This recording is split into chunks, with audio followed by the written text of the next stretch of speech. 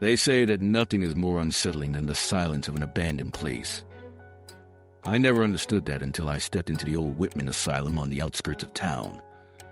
The locals whispered about the place, speaking in hushed tones of the things that lingered within its crumbling walls, remnants of lost souls who had suffered unimaginable horrors. I scoffed at the stories, dismissing them as urban legends meant to keep children from wandering too close.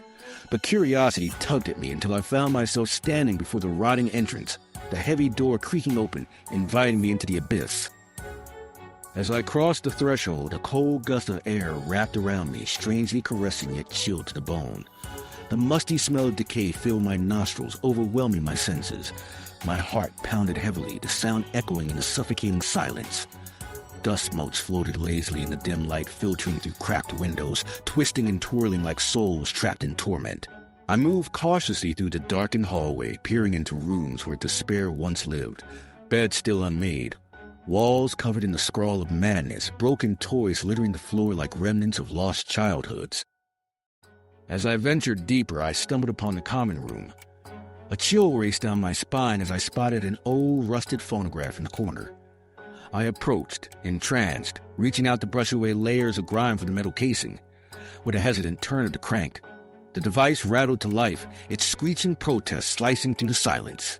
But the music that followed was a haunting melody, unlike anything I had ever heard. It resonated with an inner darkness, a dirge for souls long forgotten. Suddenly, the atmosphere shifted. A palpable sense of dread crawled beneath my skin.